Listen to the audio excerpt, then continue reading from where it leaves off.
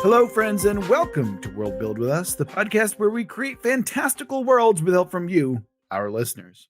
My name is Rob Hilferty, and I'm here with my co-hosts Daniel Quinn and Courtney Staples.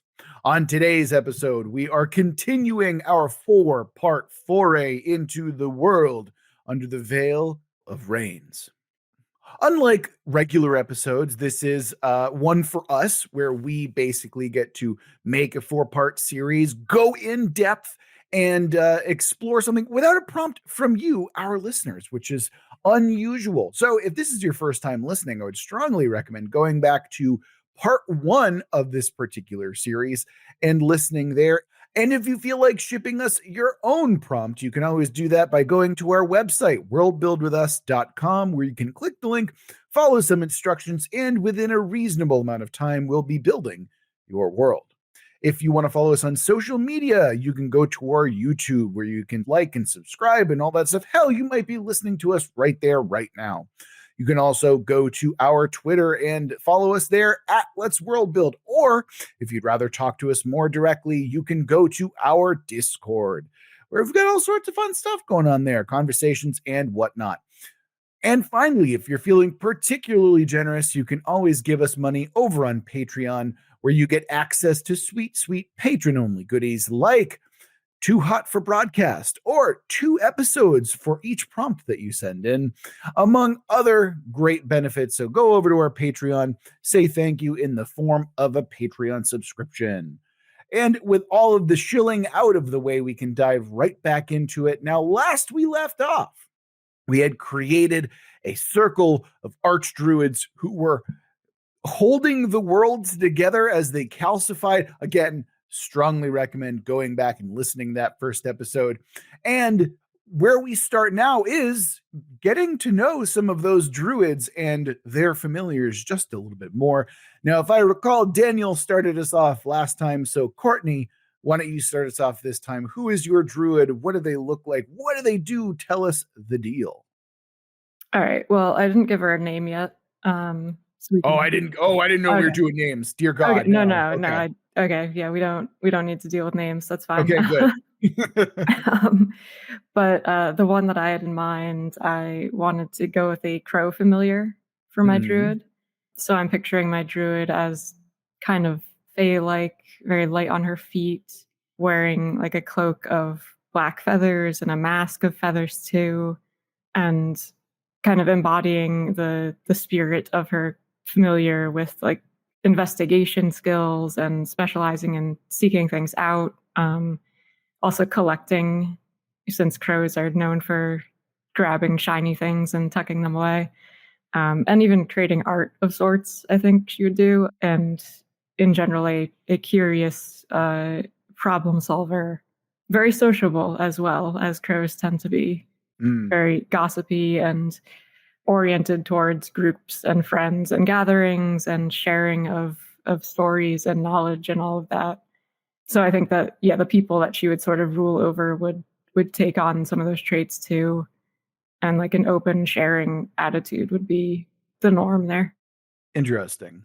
I like that we both went with sociable type folks this time, but did I miss it, or did you explain what their familiars' powers were?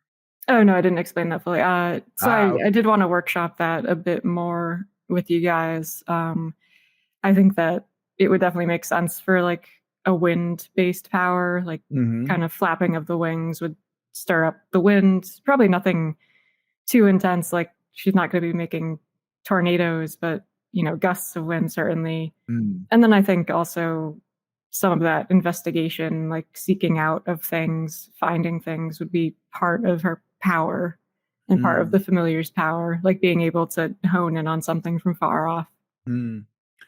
Yeah, I'm thinking that, in a world like you're effectively Pathfinder people, right? Like you're wanting to go and seek out something, and a good way to do that is to like, oh, there's a cloud in the way, or there's fog or a mist. Well, we can gently blow a breeze and kind of, like separate that. You're revealing things about the world, and you can also help people in the form of, if you're doing like sailing or shipwrights or something like that, you can add a little gust to the sail in that way as well. Yeah, definitely. And I didn't want her or her familiar or her people to be like very scout-like, because I know that I've made a lot of scout type factions in the past. So I think this one I wanted to be more not so much pathfindery in terms of exploring new areas or finding routes, but more so like seeking out lost things or doing like smaller ventures, I Mm. guess.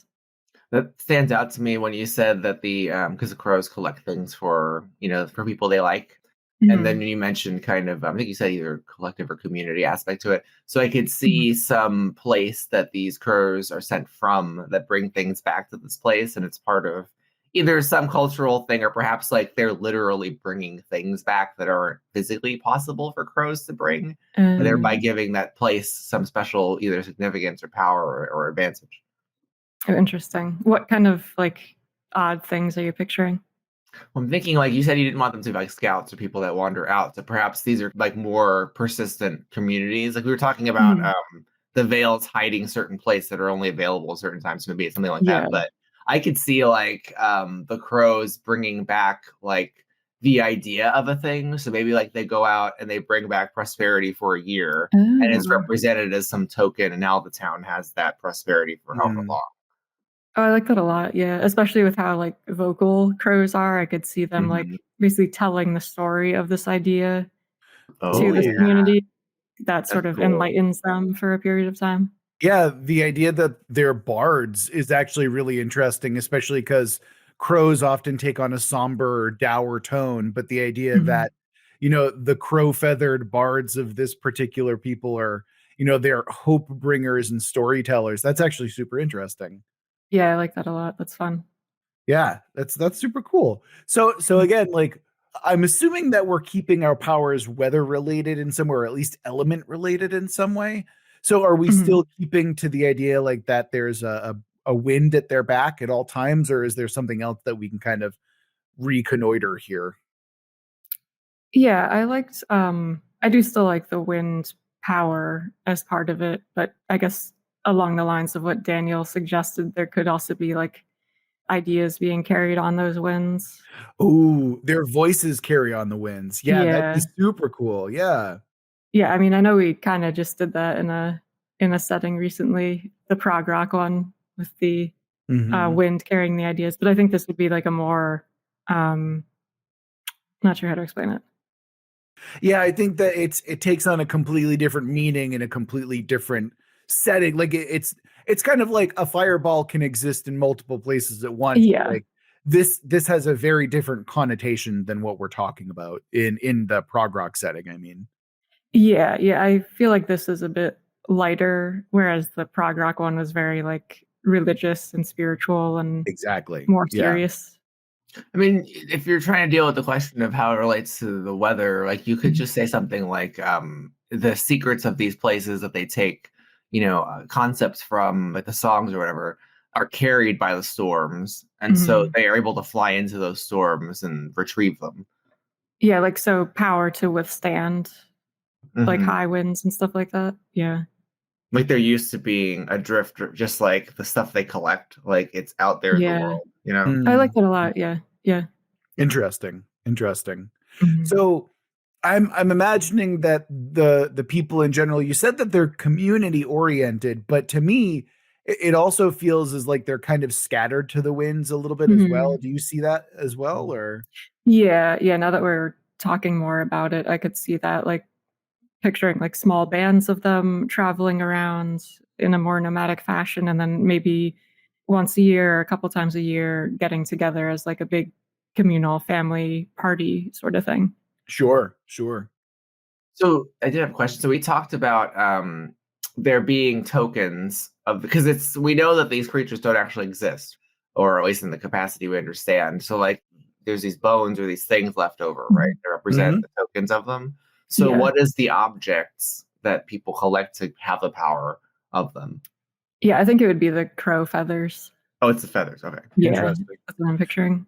See, my interpretation of that kind of idea was each part represented a different ability or each part Oh, I represented a see. different aspect. So Mhm. crow feathers absolutely work, but I'm also thinking that, crow feet or crow skull or something like that could also all have different variations on the same kind of theme of power that we're dealing with here.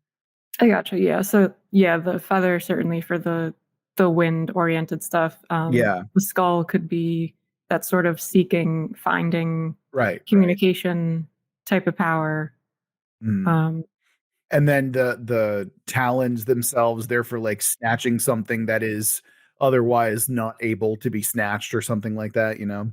Yeah. And I mean, the way that you can kind of get around that is like, you don't have to have just a singular familiar. It could have been a flock of crows that this druid had. And so each of them have this Mhm. kind of, yeah. And actually, I think that could be indicative of how like a power level type system could work, because it's like, oh, we only had one familiar. And so each of those pieces are like hypercharged compared to a flock of like Mhm. crows or something like that. And I'm not just saying that that's how we have to go, but I can imagine that could work in a system like this. Yeah. Yeah. I was picturing the druid as having had a flock with her, Oh yeah, yeah. which she could like manipulate in terms of shape to like form other larger things. Like Of if course, yeah. she was fighting some colossal beast, like have the crows form into a similarly large entity to fight this thing and Mhm. like peck at it with 1,000 different beaks and so on. Yeah, I kind of had the idea of like a giant spear when you said that, Mhm. like Mhm. piercing the beast through, multiple pecks or something like that. Yeah. Yeah. Yeah. Yeah. Sure.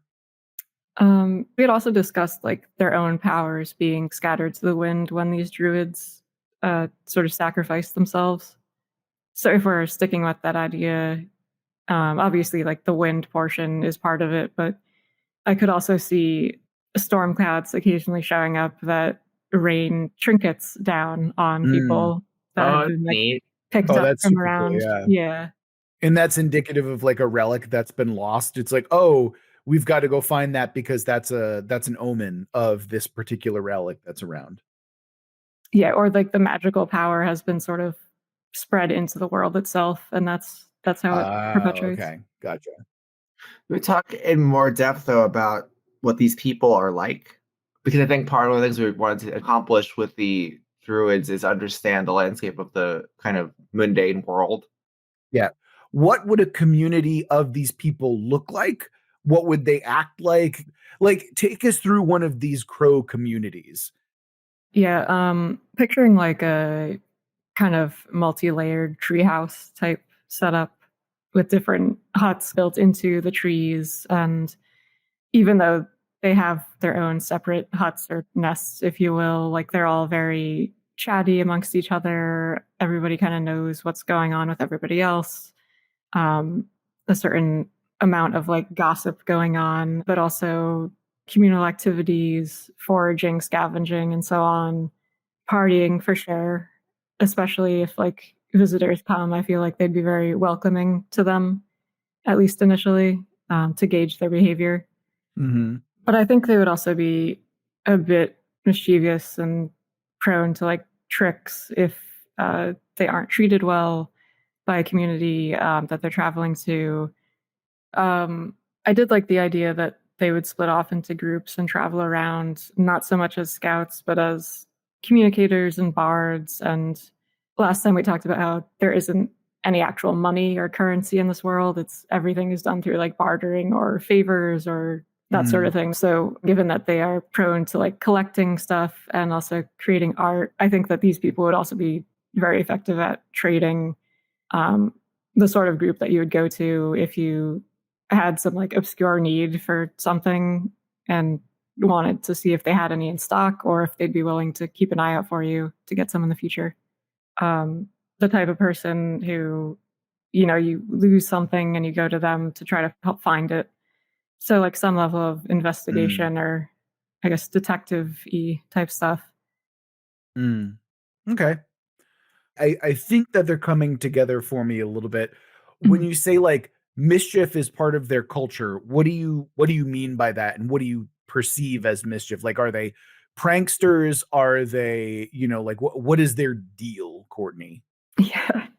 Um, yeah, I don't think they're like complete assholes going around like fucking with everybody, but I think it's more like if you don't treat them well, they would be more inclined to, for example, borrow objects from you, or kind of replace your possessions with other less valuable ones. And also, like, the gossip, I think, would play a role in that, because crows have really good memories and can communicate well amongst their species.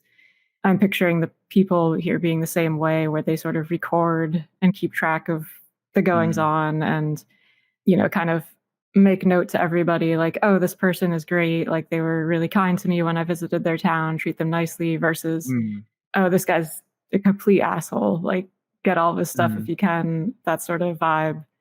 And then, like, the spreading of rumors too, and communicating in that way. Yeah, the one thing that we keep coming back to here is this idea that that the story or the word is really important, right? Like when it comes to mischief or gossip or stories or having long memories, right? Like that's something that I feel like is done through storytelling. So I'd imagine that oral storytelling here is going to be very important to this particular culture of crow folk. Yeah, and I think their art too plays a role in that. Obviously not as like the oral storytelling, but as actual art objects, like using the types of things that they collect and scavenge to create art that sort of tells a story of, maybe that adventure that they were on when they found that object and so on. I think I have more of a sense now of what they're like. They seem either like gypsy types, or maybe, I don't know, like travelers between realms, but that are bardic. Yeah.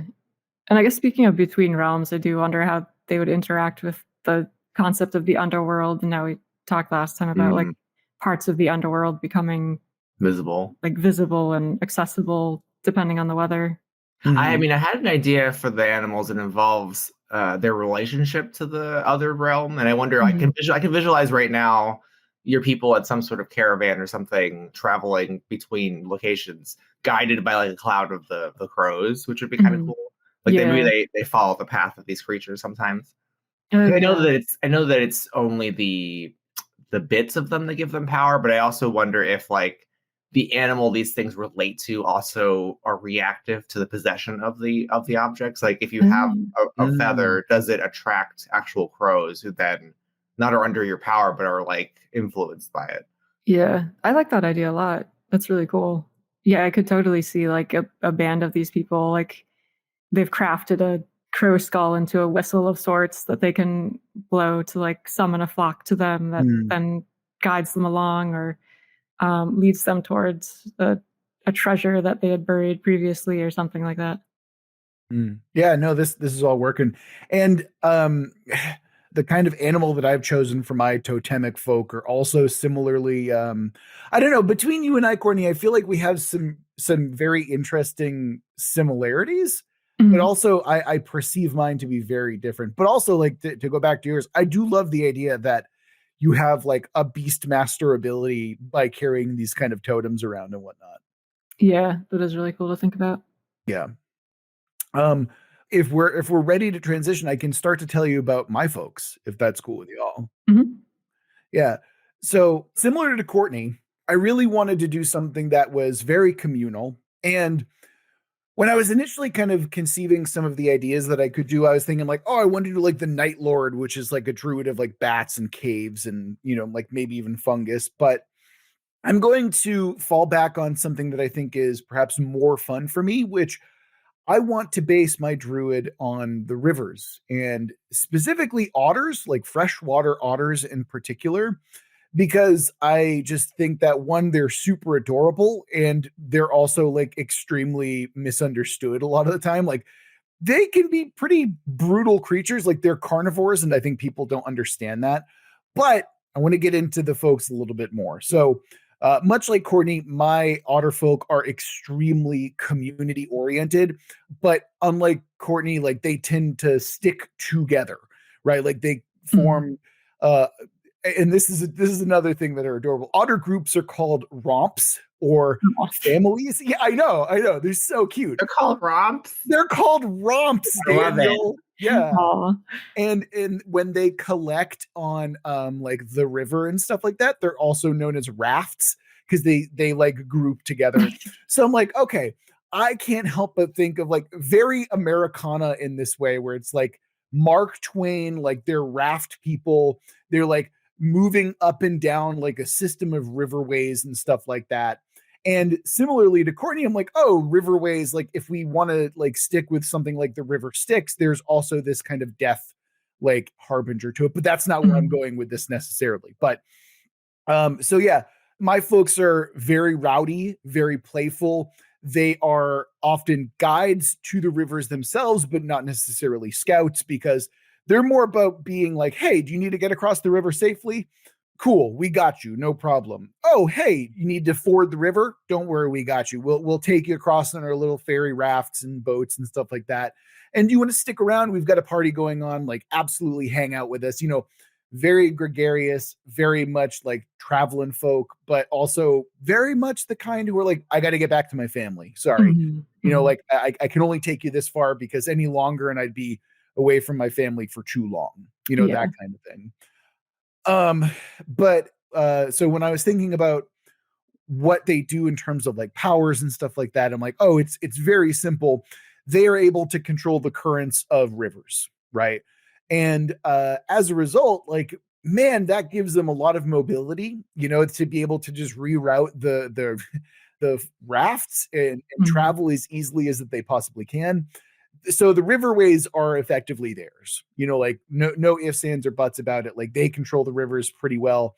They're able to use that to their advantage in terms of like how it works economically and in terms of ecologically as well. They're able to eat quite well. They're able to fish, obviously, quite well.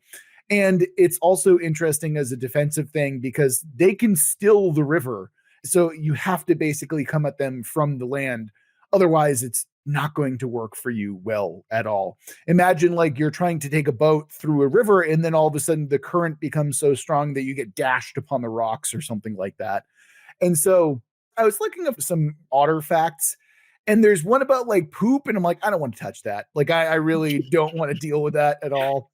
But additionally, like, they have some of the best breath capacity as well. So I was like, oh, you can make that another really easy one as well, is that folks who are part of the River Clan and have these relics, they can basically breathe underwater and swim really well underwater as well.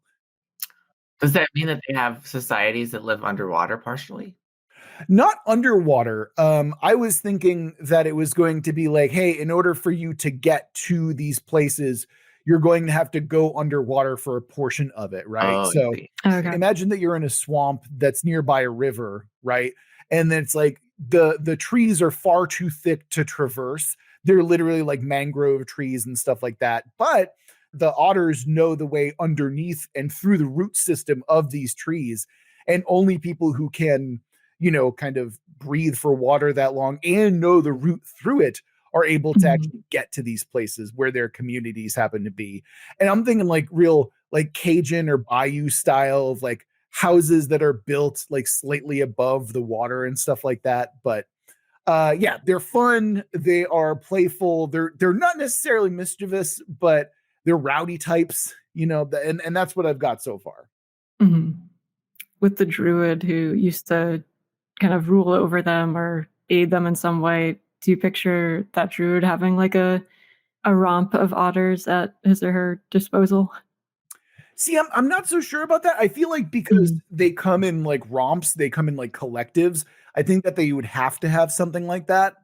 But I think that if anything, it might be a family of druids, or at least a pair of druids, like two spouses or something like that. I think would be kind of interesting, or even like a parent and child. I think that might be an interesting thing as well. Yeah. But I didn't think about that previously. Do otters do these creatures build things? I'm not really sure if otters do, and frankly, I don't necessarily see them as like the industrious types necessarily. I feel like if anything, they're more interested in finding a really good spot and then building upon it. That's what I mean. Like, are they builders, like homestead types? Oh yeah, no, they care very much about their community. Okay. And to them it's more like, oh, is it easy to defend? Can we protect one another? Like the kind of idea that I gave before about going through the roots of the mangrove trees. Like that's the kind of thing that they're looking for. And like that's like their community. And then they have little outposts that go from there that are perhaps like more front facing, like, hey, this is our outpost, but like if you ever want to get in good with an otter community, then you have this instead, that kind of thing. So I can definitely visualize a city or a place that's kind of built on a variety of rivers and not swampy, but like almost Venetian sort of landscape, but under these giant trees that grow in the water or whatever. And so navigating that requires you to be on a boat and go through these kind of treacherous paths to find this, what would you say, like glaive of these giant mangrove trees that are there's like structures built around them. Not to get too close to the treehouse types of your other ones, but I can see that being more on the water, which would be kind of interesting. Yeah. Do y'all know what mangrove trees look like, by the way? Yeah. Yeah, okay, because I feel like that's very important to the aesthetic, where they're very root based and they're very water based as well. So and I can see them being gigantic too, so that those roots are like usable as bridges and things like that, going under them, which would be oh, absolutely. Yeah. Yeah. I don't know. I love the aesthetic, and I also, one thing that's revealing itself as we continue on is that the ocean seems to be less of a thing currently, and I really like that, and I'm very curious to see if Daniel kind of maintains something like that as we continue forward. But I suppose we should finish up with my faction first, if you have any more questions or there's anything that we need to expand upon here, that kind of thing. I am like 99% sure I know the answer to this, but I assume that you're talking about the cute little river otters, not the giant otters that look horrifying. Oh, why not both? Like I think that there's going to be different kinds, and I think that that's okay, because that's the thing, right? River otters, while cute, are also carnivores, right? They're going to fuck shit up.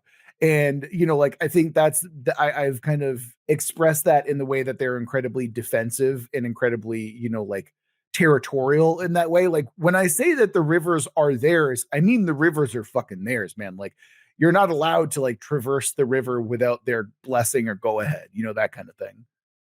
Yeah, I mostly meant appearance wise, because the South American giant otters are like, they're not what you expect when you think of an otter. I don't think I know that one. Oh.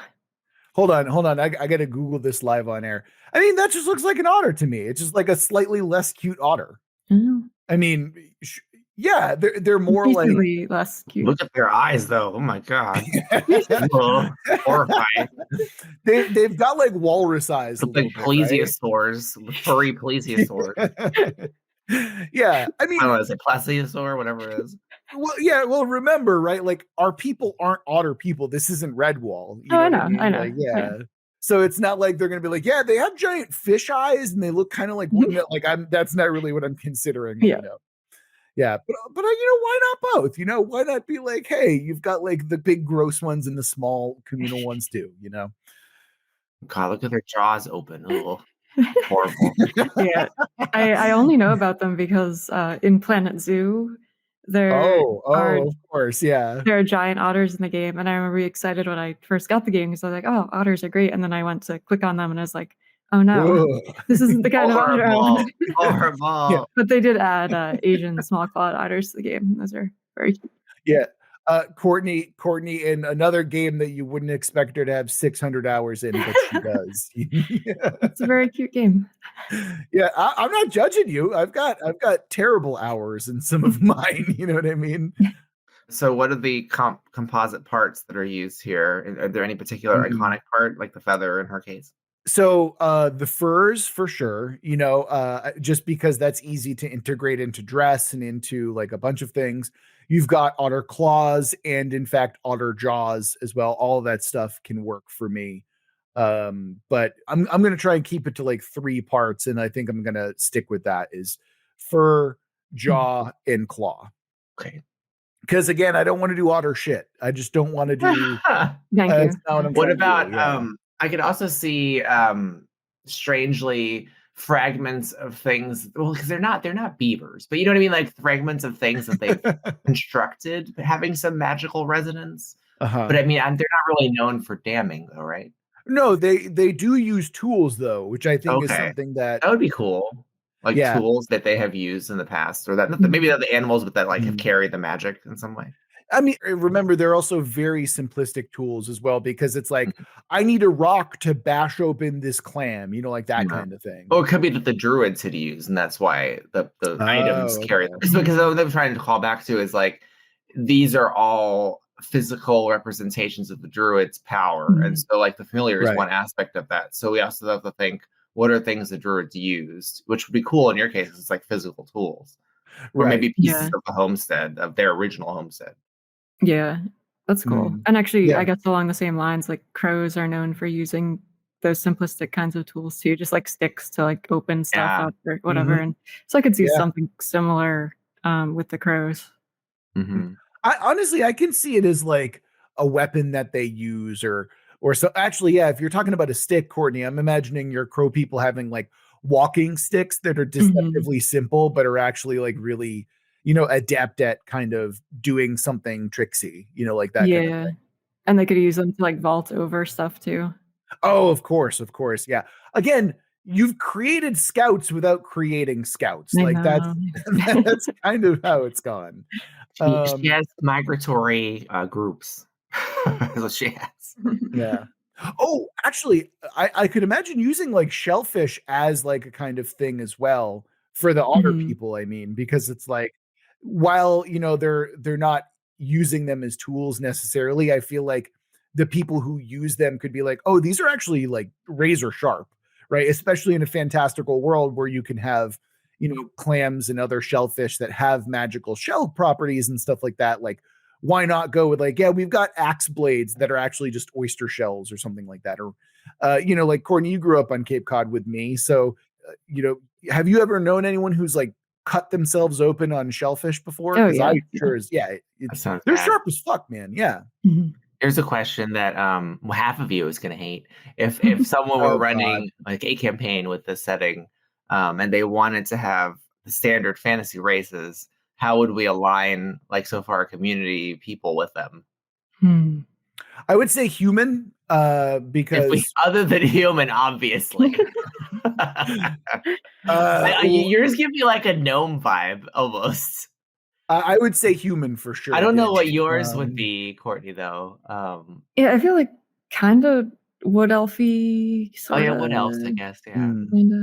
It's so funny because I also imagine my folks as being elven as well. In some way. It could be elven. I can do that too, like a forest elf type. Yeah. Maybe they're all elves. yeah, we're just making different types of elves. All different kinds of elves. Yeah. Which actually could work for mine too. Speaking of yours, Daniel, why don't we get into it, and why don't you explain to us what you're talking about here?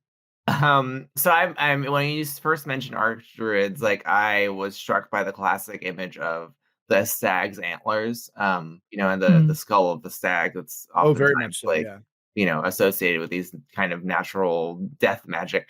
So I also had a female druid who had perhaps a small circle of druids with her, and they're more of a cult, and her animal is the stag, obviously. But this was kind of like a religious group who their purpose was to guard the doorway between this realm and beyond the veil, like where the where the rain leads. Like that was their whole religious sort of cult of mysteries. And I imagined with the archdruid gone, there are these clerics who carry the religion among these really small sects of people who do not have a physical location. Like they don't have a persistent place at all. These are truly the scout ones. And they're these groups of people who live together kind of like on the road and in secret with a cleric. Their whole purpose is they serve as almost like people who are trained to go into the other side because they know the religion and try to retrieve the souls of people who are gone, to put them back into the bodies of the dead and restore them. Sure. But what's dark about them is I imagine them having a power over the dead, such that if they possess the pieces of the archdruid's, antlers, right, or the bones and everything, that they collect in dolmens groups of dead because they're storing them so that they can retrieve the souls and restore them for people. So they actually have like groups of undead at their disposal that they don't necessarily use as like armies or to attack with, but they keep them in these dolmens, like these stone structures. And then the other thing I imagine too is the possession of the antler bits attracts these white stags that live in the storms, like the living ones. And you can ride them, and that's how you get to the other side. But on the other side, the white stags are undead, like they're skeletal and their eyes are red and everything. Ooh. Once you're on the other side, That's very Gotcha. so I had this duality with it where Sure. you've got a group of rebel-y type scouts that are led by these clerics who collect the bones so they can attract the stags to go into the other side, retrieve souls, and they keep throngs of dead with them. That's so interesting, Daniel. Yeah, that's really cool. So your idea was that the people who had the relics of the familiar is their ability to travel and traverse the land of the dead, and the ability to create zombie-like undead creatures, basically. No, because yes, but then we established there are people who come back to the life that are zombies, basically. So they collect them because they're holding them in abeyance for if someone needs, like if it's a loved one, they'll then go into the other world, get the soul, and put it in that body to bring them back for real. Yeah. Daniel, I have to go on this tangent for a bit because I love this idea so much. Like it's such a cool thing. And I think the one thing that is really striking to me, and I'm not sure if you knew this, but stags and like horned creatures in general often stood for virility in like Celtic mythology and stuff like that. They sure do. Yeah. So when you're saying all of this, it's like, oh, they're clerics, they're able to bring life into the existence and stuff like that, or like they're able to traverse those things. I can't help of them as like either masking themselves as midwives or like being the type of like medicinal or like healer type as a kind of mask to what they actually are, because it's like, hey, listen, we're going to have this expertise and this knowledge, but people aren't going to necessarily like what we actually do. And so we're going to provide this service to be like, no, we're healers. And they are to an extent because, they're dealing with the duality of life and death. And I just can't help but get that image. Again, they're horned creatures. They're all about virility and they're all about life. And so, that's just where my tangent is going. But I love the idea that you've got going on right now. I do like the idea of perhaps like they infiltrate other societies as like caregivers, or maybe because they're looking for that boundary between life and death. And maybe some groups are okay with them, but some are afraid of them. Like I just I don't imagine them. They'll probably live for some time among these other people, but they have their own like little group that's not, it's not permanent. But yeah, exactly. Yeah. Yeah, I actually played a Pathfinder character who aligns very much with this. Like he had like a deerskin cloak and stuff, and he was an oracle in Pathfinder, very like shamanistic in his vibe, and was also a healer / like fertility specialist, I guess you could say. Sort of acted as a midwife or the male version of a midwife. Yeah, that's true. Whatever happened to that character, Courtney? I say that knowing full well what happens to that character. And it is grim, to say the least. But I kind of get that vibe that you're going for, Courtney. Like maybe slightly less, charismatic though. I think that with Daniel, I feel like you can tell me otherwise. Like I see them as kind of like no nonsense, Daniel. Do you agree with that or no? I mean, yeah, I could see that they're not necessarily friendly. I could see like kind of like a stern sort of what do you call it? Get the job done sort of characters. And I can imagine like the clerics are somewhat cold because they have a very strict mission to follow. But I could also see the individual ones who travel to the other realm. They've got to be like risk takers, and they've got to be maybe they're very oftentimes young because not many are willing to take the risk to go to the other side and find a way back. Mhm. You've got to be virile and strong to survive through the storm because you're going to be waiting on the other side for when you can come back. So I can see those groups like they're raising younger people to serve them to do this, you know. Daniel, Yeah. that is so great, and it also gives a natural like explanation as to why the older ones who have survived have become as dour and as like kind of no nonsense as they are. It's because they've seen so many confident young people never come back from the borderline of death and life, and so they've just kind of grown jaded as a result or something like that. You know what I mean? Like the older you get, the more friends you see who never come back from their mission in some way.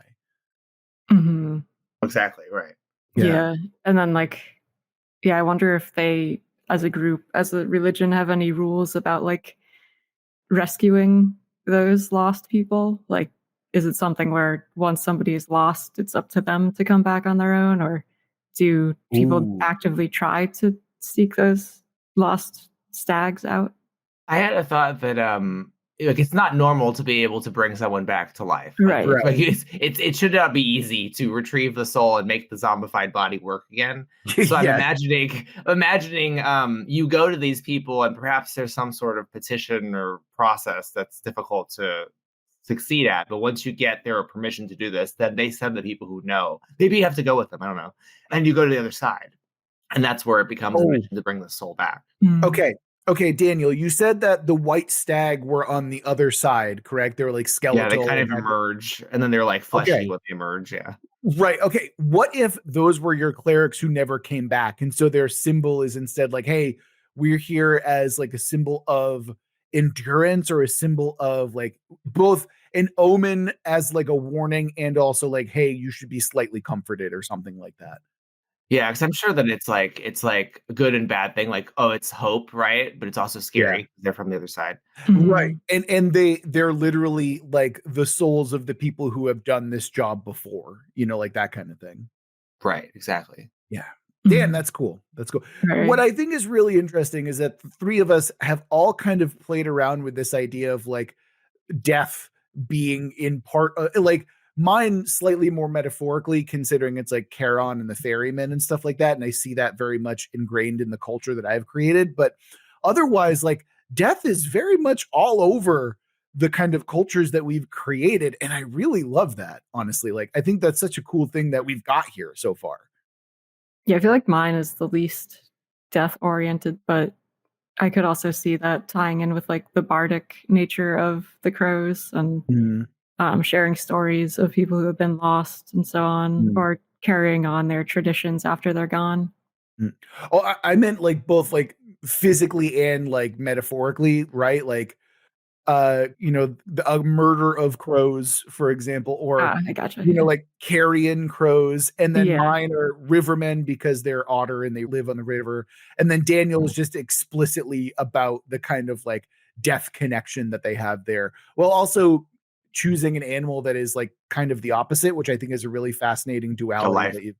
Yeah, exactly. I always like the gods who are like gods of death, but really they're gods of death and life. Like I always like the conceptual because it's both sides. And I often in our own system, OSR Plus, like the god of death is this stag-headed life bearer sort of thing. So it makes sense to me, you know. Yeah, absolutely.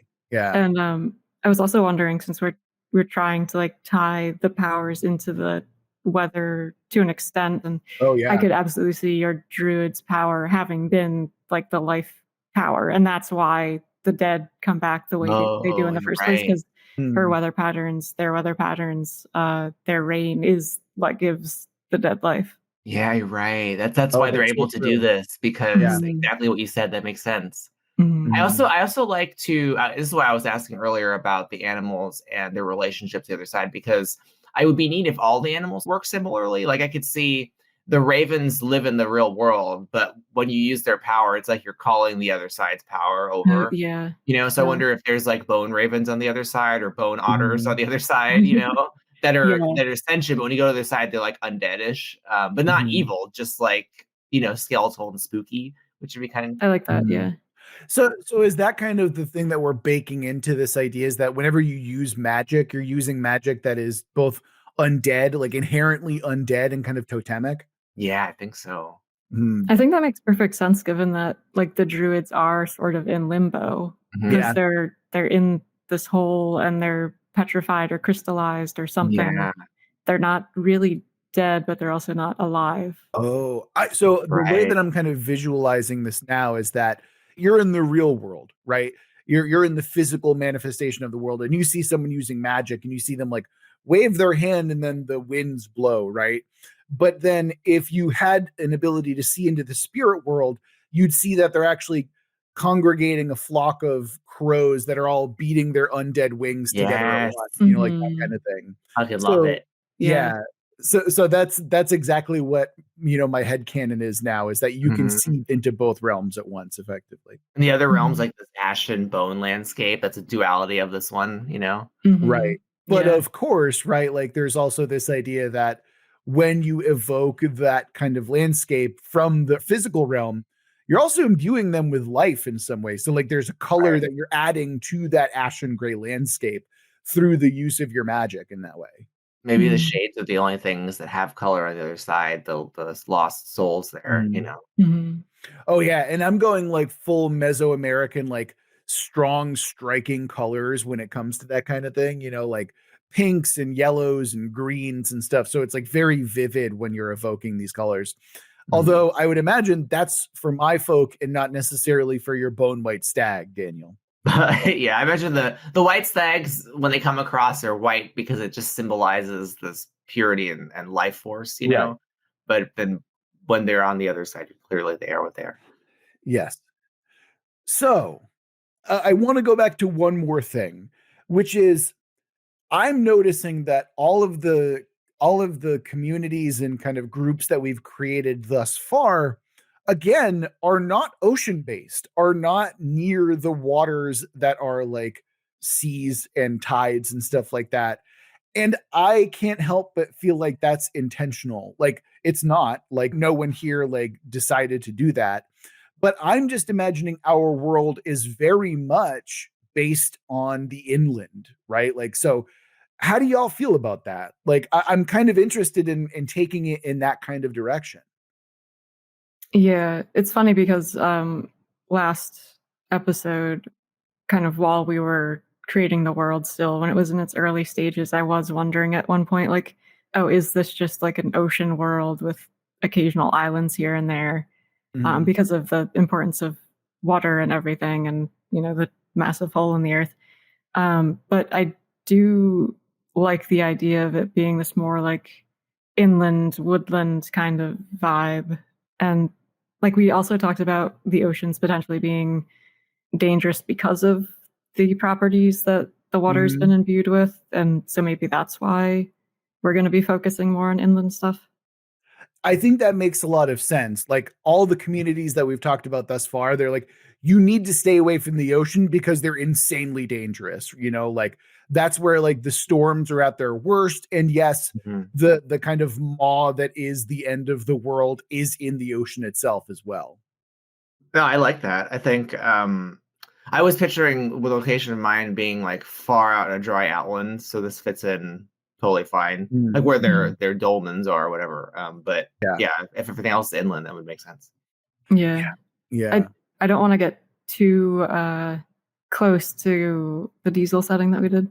So Earth of a Thousand Engines, because that one, that one is like the oceans are poison though, right? And fucked yeah, up. one of my Mm. tenets for that world was that Yeah. the oceans are like dangerous in some way. Yeah. But I think we can keep this one more nebulous, and maybe it's not even as overtly dangerous, but it's just safer to stay in them. So why bother Right. going to the oceans, especially if it's like has that connotation of being associated with the whole. Well, it's not Yeah. that the oceans are radioactive and poisoned like they were in that Right, Right. story. right. It's just that Yeah. there are typhoons, you know, Yeah. and Yeah. storms, and it's not a good thing because on land at least you can take cover, you know. Yeah, Yeah. exactly. And I don't know why I also have this idea that it's like deeply Americana.